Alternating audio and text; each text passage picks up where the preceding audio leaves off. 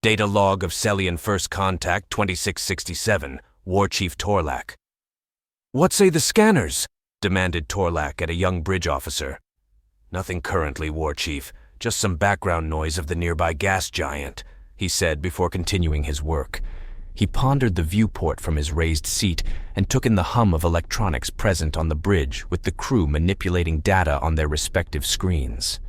Before him, a series of celestial bodies were dotted on a holographic display in the center of the bridge. 6 planets were present with an asteroid that separated the 5th from the 6th body, which happened to be a large gas giant with several more moons orbiting it. Instead, he turned his attention toward the 4th and 5th planets, which orbited relatively close, but barely outside each other's influence. He manipulated the display on the 2, and in full color showcased 2 planets vibrant with blue and green, indicating a possibility for life. Creo, what can you tell me about these 2 worlds? Torlak asked his chief star scientist. They are Demira and Anmira, sister planets recently discovered just last year by a group of explorers commissioned by the Fathers to explore this region of space, he explained. As long as it's away from Galactic Union space, Torlak said, garnering small snickers from the crew. They're nothing but fanatical. His crew nodded in agreement before one of the crew members called his attention. War Chief, I'm picking up a signal opposite the planet. It's small, but I think I can access it. Torlak pondered the notion before waving his hand with assent. What felt like days was only mere minutes before he exclaimed his findings. Chief, I have it! Shall I bring it up on screen?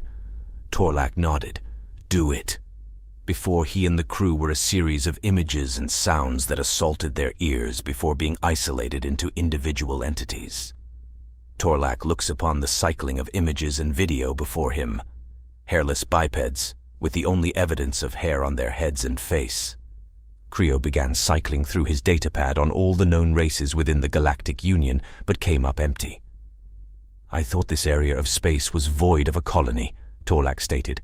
It should be, Creo responded. The Home Council has yet to approve this system's colonization. It is still pending. So far, the images and video, while still jarring, were not as much of a concern as finding a new race of sapient beings.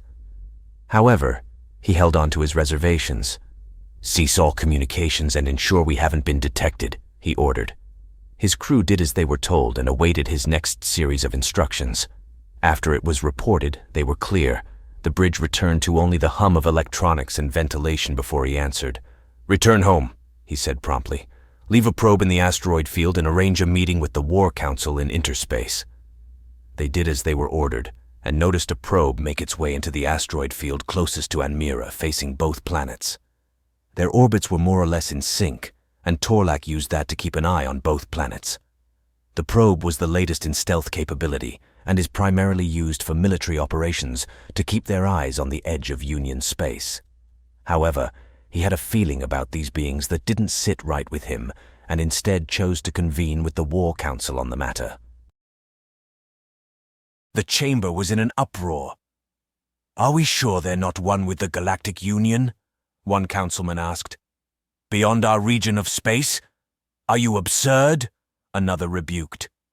This continued with War Chief Torlak standing before them as they argued among one another before ultimately turning their attention toward the one in question. What say you, War Chief? The centermost council member beckoned. His demeanor was calm, and his leathery-like skin was wrought with creases and scars from battles past.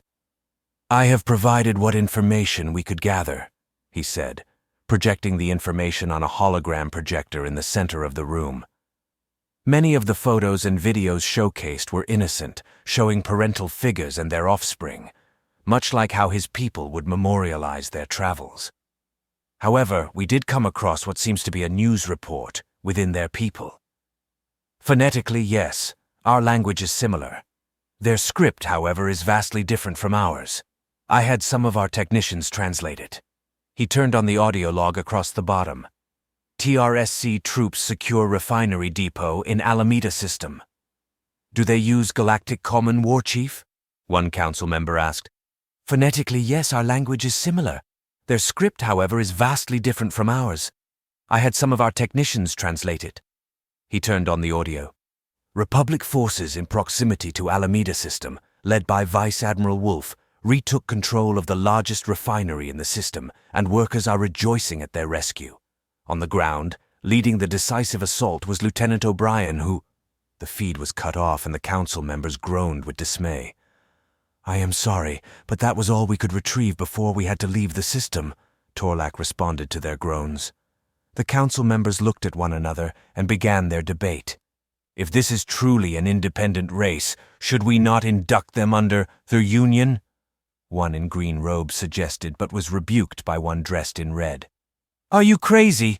Our relationship with the Union is too strained to bring them in. I'm surprised they haven't sent the Flag and Legion unions after us. As long as they hold up their end of the treaty, we should be fine. I think we should make diplomatic contact with them." Another in blue added to the conversation.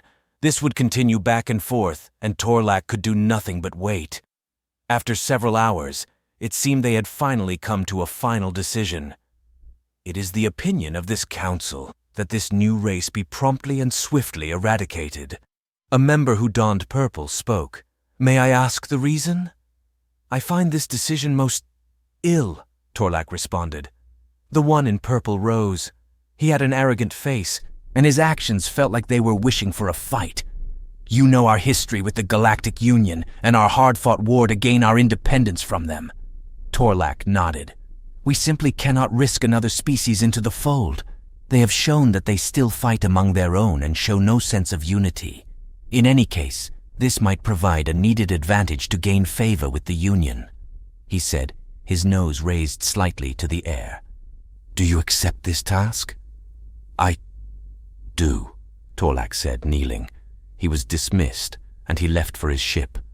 The decision weighed heavily on his mind. He would resolve himself and complete his task. He entered his ship and with his battle group set off to their first target. Torlak and his battle group drifted through space, scanning all parts of the sector. They entered from the outermost part of the system with the planets Demira and Anmira. "Ensure all ships are at stealth output and jam any signals that enter our sphere," Torlak commanded. He peered out into the void, and magnified images of the respective planets were in front of him.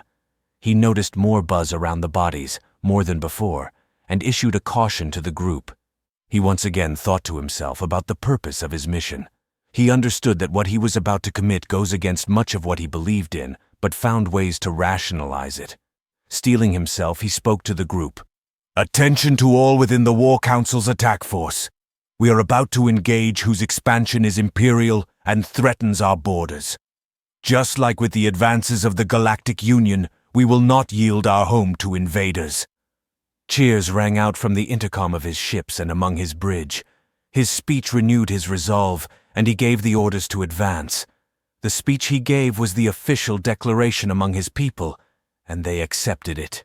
If anything resembled the Union, they hated it and sought its destruction. A result of this is also the increase in recruitment into all branches. They needed more soldiers, and this was the perfect reason for them to join. Utilizing their medium-sized vessels, they started toward all communication relays, which only numbered 4. Their forces split, and 2/3 headed for Demira, while the other third headed for Anmira. As soon as they left sublight travel, they destroyed the relays and bombarded stations that orbited the planets. The ships nearby were all cargo and no bigger than their small frigates. They were commercial, but that didn't stop Torlak and his group. They continued their sudden attack and chased any ships that tried to leave, jamming all signals as they did so. When their scans showed no movement, they turned their sights onto the planet and sent out raiding parties. During the start of the raid, he received a call from the leader of the ground forces. "Chief General Torlak." The individual called, "What do you want us to do with the non-combatants?" Torlak pondered. He knew he was cruel as a commander, but he wasn't a monster. "Kill the warriors and take the rest as slaves. Perhaps we can sell them to the Union." He paused. "But keep the young and healthy. Kill the rest." "Yes, Chief General," he said, and cut his transmission.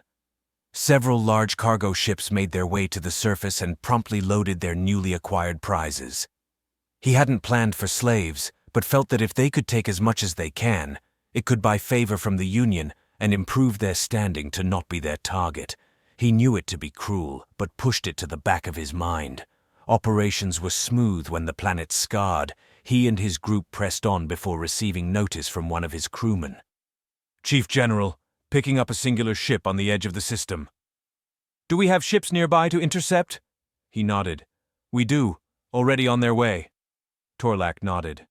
The ship in question was a stubby ship with room for two, and the engines made up almost the entire ship. Nothing was outstanding of the ship to warrant suspicion. It just looked odd. As he was peering at the holo projector, he was notified again by the same previous crewman. Sir, the ship is leaving the system, toward an intersystem gate they had entered from. He raised his non-existent eyebrows, urging the crewman to continue. We got scans of the ship from the closest interceptor.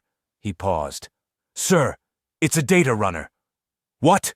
Torlak roared. After it, and destroy it! The three interceptors fired a volley of projectiles, largely missing their mark. The craft was accelerating faster than the interceptors before it opened a tear in space near an intersystem gate. Torlak was dumbfounded, along with the rest of the crew. Among the silence, he heard a mumble from one of the crewmen who manned the sensor arrays on the ship. They don't use a gate? He said in an audible whisper. But that's impossible. Creo, what's he talking about? Torlak ordered from his chief scientist. It, appears that this race doesn't use the conventional intersystem gate that us and the Union use. He swallowed. Instead, they just tore through space and, well, vanished. He was at a loss. All ships, both Celian and Galactic Union, utilize two forms of travel. Sublight is used for travel between celestial bodies in a system and the intersystem gate, a tunnel of space that connects one system to another. Previous eras utilized large gates that could open up an interspace gate, but now ships have that technology on board, and they can open it if they are close enough. So whatever this ship did was outside their realm of knowledge. Forcefully, he shoved those thoughts aside. All ships advance to the nearest IS gate and await your orders. All slave ships proceed home. I will send word of our cargo. Torlak cut his transmission and proceeded toward their designated spot. This is just the beginning, he said aloud. His crew nodded, and he and the rest of his fleet readied before the intersystem gate. As he said, he relayed word to the War Council about their latest cargo and what was to be done. With that out of the way, he pressed on and waited until all available warships were present before entering the gate. Before advancing, he addressed all ships present. Now is the moment of truth. We are embarking on a journey foreign to us.